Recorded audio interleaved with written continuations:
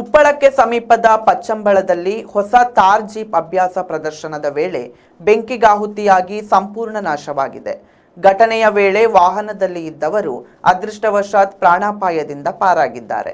ಈ ಘಟನೆ ಉಪ್ಪಳ ಸಮೀಪದ ಪಚ್ಚಂಬಳದ ಮೈದಾನದಲ್ಲಿ ನಡೆದಿದೆ.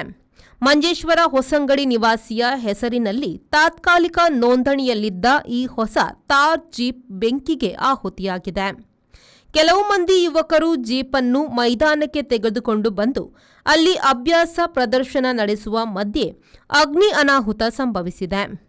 ಬೆಂಕಿ ತೀವ್ರವಾಗಿ ಹಬ್ಬುತ್ತಿದ್ದಂತೆ ವಾಹನವನ್ನು ತಕ್ಷಣ ನಿಲ್ಲಿಸಿ ಒಳಗಿದ್ದವರು ಪರಾರಿಯಾಗಿದ್ದಾರೆ. ಮಾಹಿತಿ ತಿಳಿಯುತ್ತಿದ್ದಂತೆ ಉಪ್ಪಳದಿಂದ ಅಗ್ನಿಶಾಮಕ ದಳ ಸ್ಥಳಕ್ಕೆ ಧಾವಿಸಿ ಬೆಂಕಿ ನಂದಿಸಿದ್ರು. ಆದರೆ ಅದಾಗಲೇ ವಾಹನ ಸಂಪೂರ್ಣವಾಗಿ ಬೆಂಕಿಯಲ್ಲಿ ಉರಿದು ನಾಶವಾಗಿದೆ.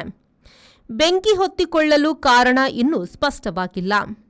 ಕುಂಬಳೆ ಪೊಲೀಸರು ಸ್ಥಳಕ್ಕೆ ಆಗಮಿಸಿ ತನಿಖೆ ನಡೆಸುತ್ತಿದ್ದಾರೆ.